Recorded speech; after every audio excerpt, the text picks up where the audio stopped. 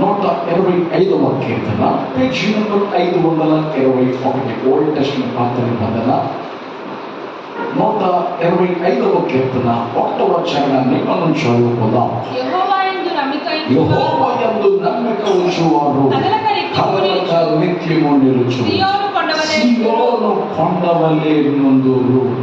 అందరి మాట నాతో చెప్పండి. యెహోవా యందు నమ్మిక ఉంచువారు కదలక నిత్యము నిలుచు, సీయోను కొండవలె నుందురు.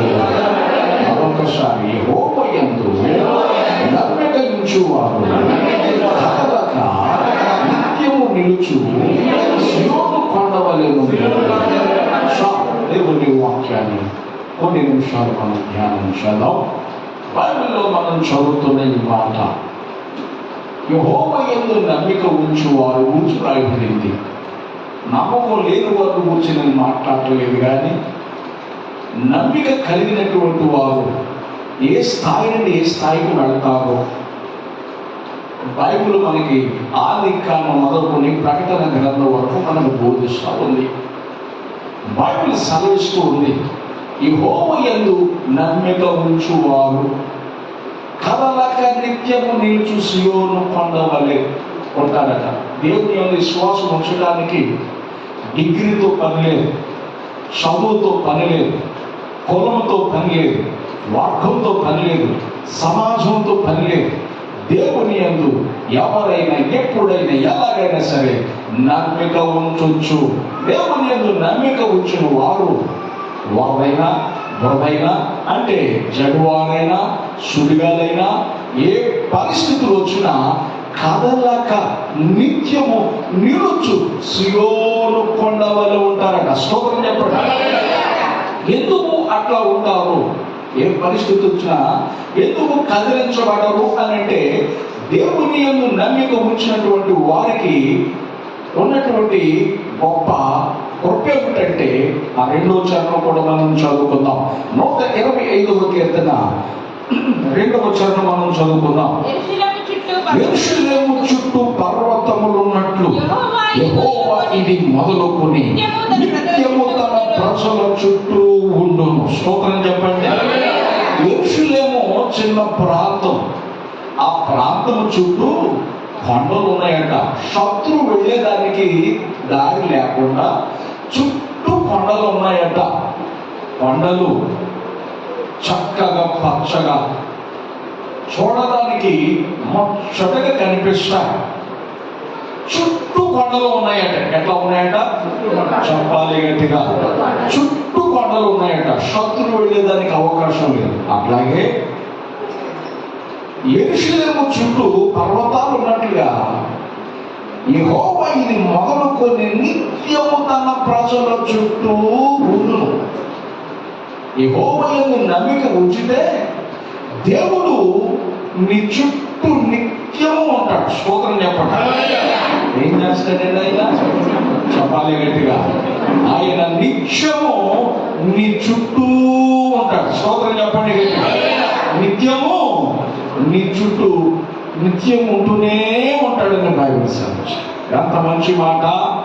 దేవుని బిడ్డలారా, వాక్యములు మనం చదువు. యెహోవా ఇది మొదలుకొని నిత్యము తన ప్రజల చుట్టూ ఉండును అంటే కదలడు, వదలడు ఆయన. స్తోత్రం చెప్పండి. విడువడు, ఎడబాయడు, విడువడు, ఎడబాయడు, నిత్యము. ఎందుకంటే దేవుని యందు నమ్మిక ఉంచు. బైబిల్లో రాయబడింది, విశ్వసించువాడు లేక నమ్మిక ఉంచిన వాడు కలవరపడడు. ఏమవడట? విశ్వసించువాడు ఏమవడట? నమ్మిక ఉంచిన వాడు ఏమవడట? కలవరపడడు. దేవుని బిడ్డలారా, దేవుని యందు నమ్మిక ఉంచటము ద్వారా నిత్యము దేవుడు నీతో ఉంటాడు. శత్రువు యెరూషలేముకు వెళ్ళకుండా, యెరూషలేములో ప్రవేశించకుండా, యెరూషలేములో చొరబడకుండా చుట్టూ పర్వతాలు ఎట్లా ప్రొటెక్షన్ చేస్తున్నాయో, భద్రత ఇస్తున్నాయో, అట్లాగే దేవుడు తన ప్రజల చుట్టూ అంటే నమ్మిక ఉంచిన ప్రజల చుట్టూ నిత్యము ఉంటాడట. దేవుని దాటుకొని ఏ పరిస్థితి వస్తుందండి? దేవుని దాటుకొని ఏది రాగలదండి? ఒక్కసారి ఆలోచించండి. దేవుడు మన చుట్టూ ఉండటం ద్వారా ఎంత లాభం ఉంది. స్తోత్రం చెప్పండి. హల్లెలూయా. ఒక చిన్న పిల్లట గుడికి వేసుకుని ప్రార్థనకి వెళ్తుందట. 3 రోజులు ఉపవాసం ప్రార్థన చేస్తున్నారు. వర్షం కొరకు బాగా ఎండలో మండిపోతున్నాయి. ఎండలో మండిపోతుంటే 3 రోజులు ఉపవాసం ప్రార్థన చేస్తున్నారు వర్షం కొరకు. 2 రోజులు అయింది, మబ్బు రాలేదు. కాలిపోతున్నాయి బుర్రకాయలు, తలకాయలు కాలిపోయేంత ఎండ, ముఖాలు మాడిపోయేంత ఎండ, తీవ్రమైన ఎండ. ఆ మధ్యాహ్నం పూట కూడా ఉపవాస ప్రార్థనకి వెళ్తున్నారట ముసలోళ్ళు పిల్లలు. ఈ పిల్లలు తిరుగుతూ గుడికి వేసుకెళ్ళిందట. వీళ్ళు అన్నారట, మనం ఇంటి గుడికి వేసుకొస్తున్నాం అని అంటే, మనం 3 రోజుల కోసం ప్రార్థన చేసాక మనం వెళ్ళేటప్పుడు మరి తెలుస్తామేమని మరి గుడికి వేసుకొచ్చాను అన్నారు. వీళ్ళు అందరూ నవ్వుకున్నారట. స్తోత్రం చెప్పండి. ఇదేమిటే మొక్కలు మాడిపోతుంటే మధ్యాహ్నం లేదు, సాయంత్రం లేదు, మొక్కలు మాడిపోతున్నాయి. అంత వడగాలి, ఇంత తీవ్రమైన ఎండ, మనం వర్షం వస్తుందా, నా బొమ్మ వస్తుందా అని చెప్పి వీళ్ళందరూ అనుకుంటున్నారట. లోపలికి వెళ్ళారట. సాయంత్రం మరి ప్రార్థన చేశారు. 8-9 అయ్యింది. చర్చి నుంచి వచ్చేదాకా నల్లగా మొగ్గులు పెట్టేసేసి బయటకు వచ్చినోడికి చినుకులు పడుతున్నాయి. స్తోత్రం చెప్పండి. పిల్లలు ఉడిగేసుకుని రెడీగా ఉన్నట వర్షం. స్తోత్రం చెప్పండి. వీళ్ళు అన్నారట, మనవరాలు నీ గొడుగులో నాకు కూడా స్థలం ఇవే అని చెప్పేసి ఒకళ్ళకి ఇద్దరు నలుగురు గొడుగు ఆ పిల్లదైతే ఆ పిల్లలను చూసి గుడి కింద కూర్చున్నారట. స్తోత్రం చెప్పండి. ఎందుకు తడవకోకుండా ఈ పిల్లలన్నమాట నేను ముందే చెప్పానా, మీకు తెలీదా అంటే ఏమన్నా నమ్మిక ఉంచారు కానీ క్రియలు జరగవు ఆమె ఉద్దేశం. కానీ పిల్లకి క్రియతో కూడిన విశ్వాసం. స్తోత్రం చెప్పాలి. మనం చేసాం, దేవుడు చేస్తాడండి. మనం ప్రార్థన చేశాం, దేవుడు చేస్తాడంతే అన్న నమ్మిక ఆ పిల్లలకు ఉంది. కానీ ప్రార్థించిన తల్లులకు మాత్రం లేదు. ఇది విచిత్రమైన విషయం. చివరికి గొడుగులోంచి ఆ పిల్లలు దోసి అందరూ అట్లా ఉన్నారు. కబ్జా చేసి అవతల పారేసారు గొడుగు. ఏం చేశారంటే చెప్పాలి గట్టిగా, సోమొకళ్ళది ఏమిటండి, చెప్పాలి గట్టిగా, సోమొకళ్ళదే సోమొకళ్ళదే. తెచ్చుకున్న పిల్ల వేరు, సొమ్ము అనుభవించేవాళ్ళు వేరు. విచిత్రం కాదు.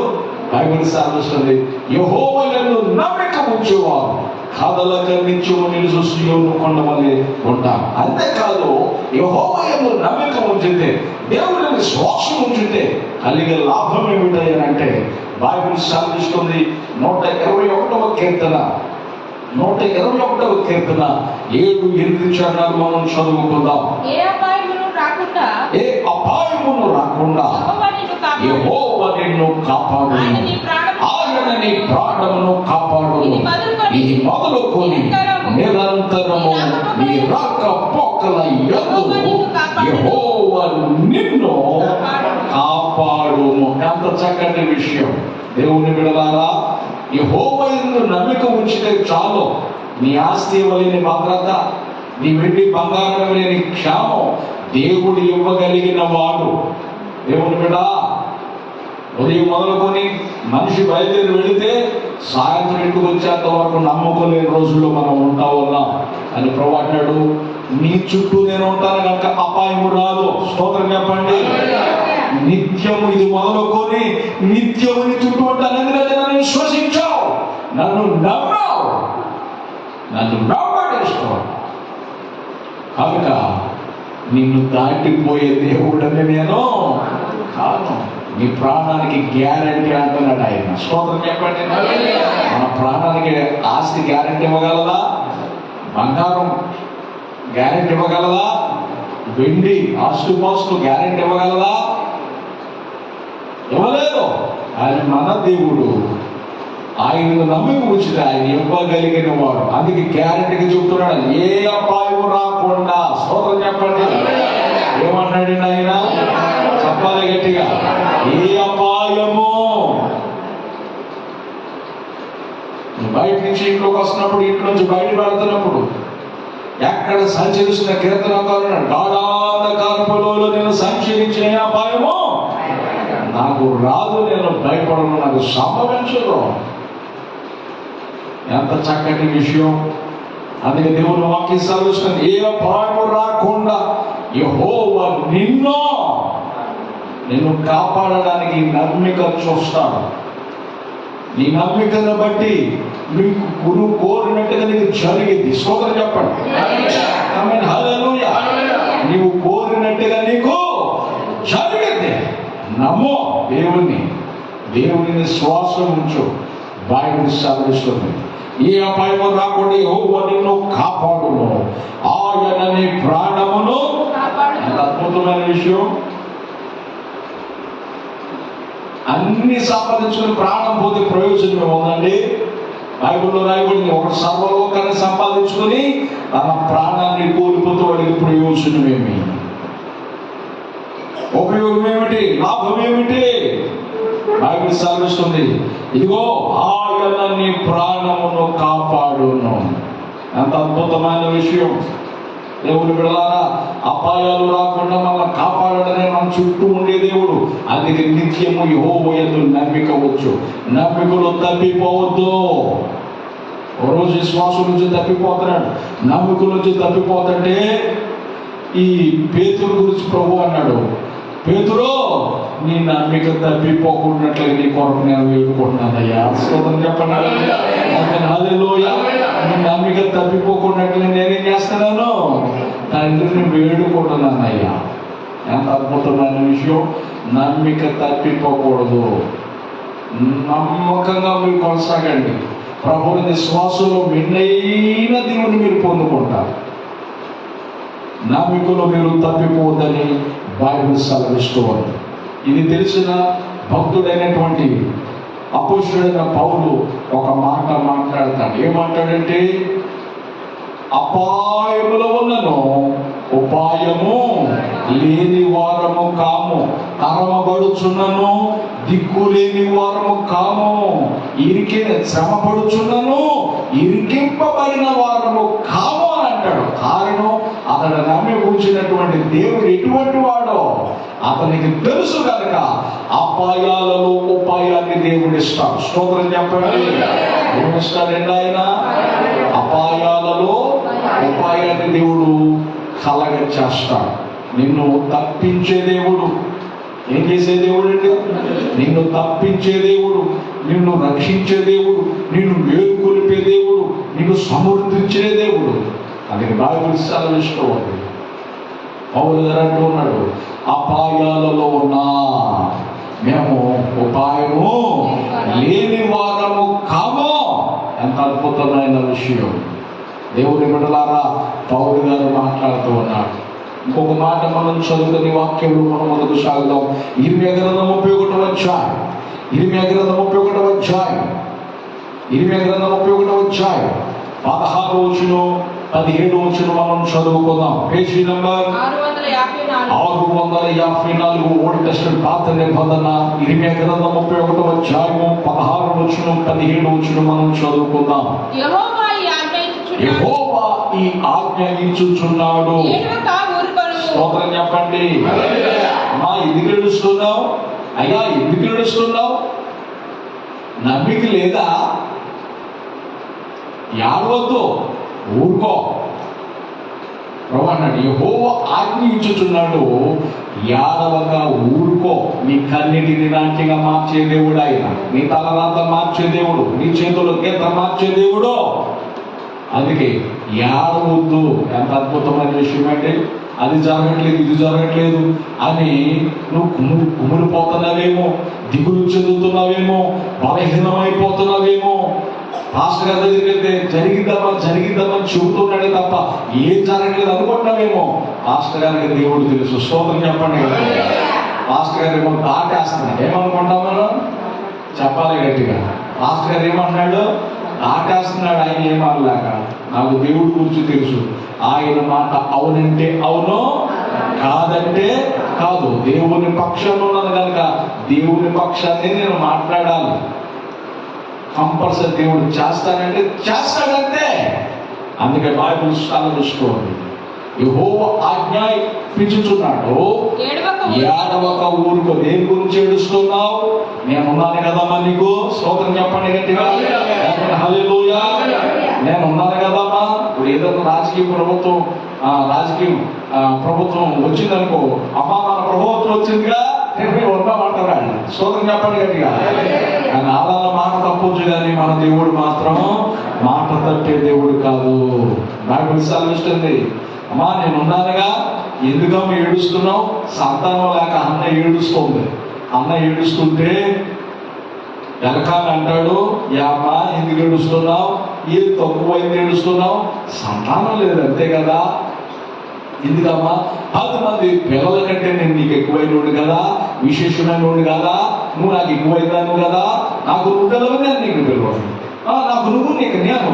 నీ తోటివాళ్ళని చూసి బాధపడబాకమ్మా, నీ తోటివాళ్ళని మాటలు బట్టి పట్టించుకోబాకమ్మా అని చెబుతున్నాడు. అంటూ భోజనం పెట్టిన తర్వాత ఎలకాని అంటాడు, అమ్మా ఏడుతూ ఎందుకమ్మా?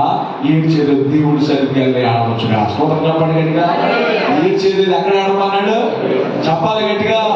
ఆ దేవుడి సన్నిధికి వెళ్ళాడు. నువ్వు అక్కడ ఏడు, నేను కూడా దేవుడి సన్నిధిలో నేను కూడా ఏడుస్తాను. స్తోత్రం చెప్పండి గట్టిగా.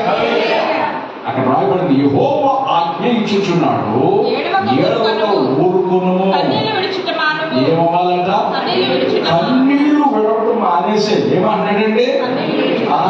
అన్న అక్కడికి వెళ్ళిపోయింది, కన్నీరు విడిచింది, జ్ఞాపకం చేసుకోవడం ప్రార్థన చేసింది, నా నింద తొలగించుకోవాలని ప్రార్థన చేసింది, దేవుని విశ్వాసం వచ్చింది, దేవుని సన్నిధికి వెళ్ళి దేవుని సన్నిధిలో విశ్వాసం వచ్చి నమ్మి కొంచెం ప్రార్థన చేస్తుండగా దైవజనుడు అన్నాడు, అమ్మా దేవుడిని మనవి విన్నాడు, నాటి నుంచి ఏడవటం మానేసిందంట, భోజనం చేస్తుందంట. స్తోత్రం చెప్పండి. దేవుడు ఒక బిడ్డలు అడిగితే దేవుడు 7 బిడ్డలు ఇచ్చాడు. స్తోత్రం చెప్పండి గట్టిగా. 6 సంతానం ఇచ్చాడు. ఎంత సంతానం అంటే చెప్పాలి గట్టిగా. పిల్లలు కూడా అయిపోయింది అంతే. ఏమైపోయింది? ఎంత అద్భుతమైన విషయం అండి. కుమారుడు గల తల్లిగా, సంతు లేని దానిని బాబుగాను, కుమారుడు గల తల్లిగా దేవుడు మార్చేశాడు. ఆ ఒక్కటిని నాట్యంగా మార్చాడు. కాబట్టి దేవుడు కూడా దేవుని నమ్మకం ఉంచి దేవుని సన్నిధికి రా, దేవుని దగ్గర కన్నీరు విడు. నువ్వు కన్నీరు విడిస్తే దేవుడు ఏమంటాడు తెలుసా? ఏడవద్దు, నీ కన్నీటిని నాట్యంగా మారుస్తా. స్తోత్రం చెప్పండి. మన కన్నీటిని ఏం చేస్తాడట ఆయన? చెప్పండి గట్టిగా. నాట్యముగా. ఎంత అద్భుతమైన విషయం. ఏడవకవో ఊరుకొనుము, కన్నీళ్లు విడిచుట మానుము. అదే నీ క్రియ సఫలం చేసి ఉన్నానుగా. స్తోత్రం చెప్పండి. హల్లెలూయా. నాకు విచిత్రం, జగన్ గారు ఆ టైంలో ఆయన ఇంటికి వచ్చేటప్పుడు ఈ పాట వేసేవాడు, నేనున్నానని నీకేం కాదని. ఇంటికి వెళ్తాం ఎంతో కొంత ఆపరేషన్, అవునా కదా, ఎంతో కొంత ఇవ్వడం. మరి ఆయన అట్లా అంటే ఒక రాజకీయం ఆయన, మరి ప్రభు ఎంత గొప్ప ఆయన అన్నాడు, నేను ఉన్నానుగా. స్తోత్రం చెప్పండి. ఆయన దగ్గర ఏమి లేదు, మనం ఆరాధించే ప్రభు దగ్గర ఏమి లేదు. చెప్పండి, ఏమి లేదు. ఆయన భూమియు దాని సంపూర్ణత, లోకము దాని నివాసులు యెహోవావే. వెండి ఆయనది, బంగారం ఆయనది, 1000 కోట్ల పశువులు ఆయనవి, జలవాసులు ఆయనవి, సమస్తమునకు పైన ఉన్నటువంటి వాడు, అధికారము కలిగినటువంటి వాడు ఆయన. స్తోత్రం చెప్పండి. ఆయన ఉండగా మనకి ఏంటండి? ఎందుకు ఏడుస్తున్నాం? నేను ఉన్నాను కదా, నీకేం కావాలమ్మా? ఏ అక్కడ కావాలి? ఏ విధమైన ఆరోగ్యం కావాలి? నన్ను అడుగు, నేను ఉన్నానుగా, నేను ఇస్తానుగా. ఎంత అద్భుతం. నీ క్రియ సఫలము చేస్తాను. క్రియ అంటే పని. నీ పని నేనేం చేస్తాను? సఫలము చేస్తాను. నీ పని నేను చేసి పెడతాను. ఎంత అద్భుత దేవుడు అండి. మన పని ఏం చేస్తాడంటే ఆయన చేసి పెట్టే దేవుడు, మనం ఆరాధించే దేవుడు. ఎంత మంచి దేవుడిని కలిగి ఎందుకంటే కుమ్ములు పోతాం, ఎందుకంటే దిగులు చెందడం, ఎందుకంటే కలవడం, ఎందుకంటే కలత, ఎందుకో బైబిల్ సాధిస్తుంది. నేను చేస్తానని చెబితే ఖచ్చితంగా చేస్తాను. ఎంత మంచి దేవుడు. అందుకే బైబిల్ సాధిస్తుంది, అస్థిరమైన వాటి యందు నమ్మిక ఉంచొద్దు. చాలా మంది రోజుల్లో ధనాన్ని ప్రేమిస్తున్నారు. ధనం అవసరమే, కానీ ధనాపేక్ష మంచిది కాదు. ధనాపేక్ష సమస్త విధములైన కీడులకు మూలము అని బైబిల్ సెలవిస్తూ ఉంది. అందుకే బైబిల్ రాయబడింది, ధనమయందు లక్ష్యం ఉంచొద్దు, ధనమయందు నమ్మిక ఉంచొద్దు, అది అస్థిరమైనది. స్తోత్రం చెప్పండి. ఆమేన్, హల్లెలూయా. దేవుని బిడ్డలారా, దేవుని యందు నమ్మిక ఉంచాలి. ఎవరి యందండి? చెప్పాలి గట్టిగా. నువ్వు దేవుని యందు నమ్మిక ఉంచితే నిన్ను ఏం వెంబడిస్తాయో చెప్పనా? ఆ మాట మనం చదువుకుందాం. మార్కు సువార్త 16వ అధ్యాయము 17 వచనాలు మనం చదువుకుందాం. మార్కు సువార్త 16వ అధ్యాయము 17 వచనం, న్యూ టెస్టమెంట్ కొత్త నిబంధన. మార్కు సువార్త 16వ అధ్యాయము 17 వచనం, పేజీ నెంబర్ చెప్పండి. న్యూ టెస్టమెంట్ కొత్త నిబంధన, page number 48. New testament mark సువార్త, మత్తయి, మార్కు, లూకా, మత్తయి, మార్కు రెండవ పుస్తకం. మార్కు సువార్త, మత్తయి, మార్కు సువార్త 16వ అధ్యాయము 17 వచనం. నమ్మిన వారి వలన ఈ సూచక క్రియలు కనబడును. అక్కడ సంఖ్య ఎంత ఉంది? ఒకటి ఉందా? పుట్టినోళ్ళు కింద చూడండి. నమ్మిన వారిని ఈ సూచక క్రియలు చెప్పండి. చూసారా? దేవుని యందు నమ్మిక ఉంచడం ద్వారా ఎంత లాభం ఉందండి. దేవుని యందు నమ్మిక ఉంచడం ద్వారా ఎంత లాభం ఉందండి, ఎంత ఆశీర్వాదం అండి. సూచక్రియలే నిన్ను వెంబడిస్తాయట. ఏం చేస్తాయండి? చెప్పాలి గట్టిగా. సూచక క్రియలే వెంబడిస్తాయట, అద్భుతాలే వెంబడిస్తాయట, మహాద్భుతాలు వెంబడిస్తాయట. అందుకే నమ్మిక ఉంచు. దేవుని ఎందుకు ఉంచాలి? చెప్పాలి గట్టిగా. నమ్మిక ఉంచు. దేవుని ఎందుకు నమ్మకం ఉంచుతున్నావా? ధనమునందు నమ్మకం ఉంచుతున్నావా? దేవుని ఎందుకు నమ్మకం ఉంచుతున్నావా? నాకు బంధుత్వం ఉంది, నాకు కులం ఉంది, నాకు వర్గం ఉందని నమ్మకం ఉంచుతున్నావా? అన్నీ దేవుని బిడ్డ ఒక రోజు నేను విడిచి వెళ్ళిపోతాయి, కానీ దేవుడు మాత్రం నేను విడిచిపెట్టేవాడు కాదు. స్తోత్రం చెప్పాలి. దేవుని యందు నమ్మిక. ఎవరి యందు? అలా చెప్పాలి. మాతతో దేవుడు అంటాడు, మాత నువ్వు నమ్మిన ఎడల దేవుని మహిమను చూస్తావు.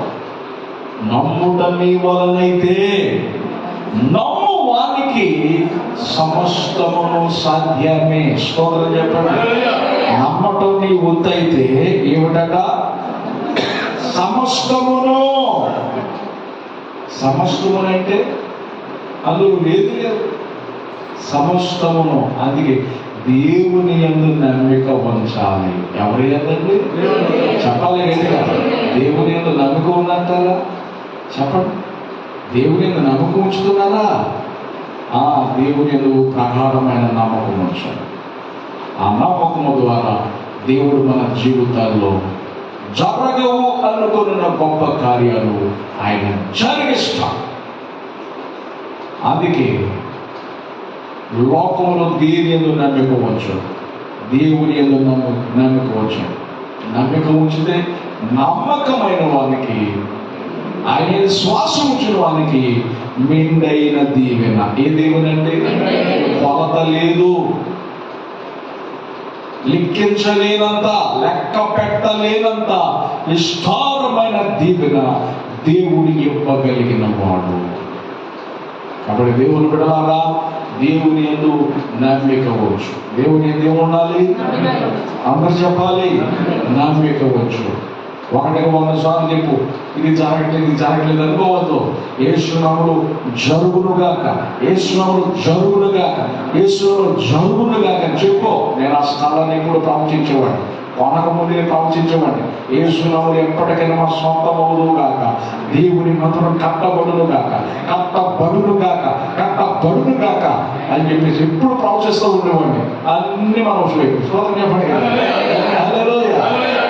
అన్ని మట్టం చేసేసేది, మొత్తం చదువు చేసేసేది. అన్నాను.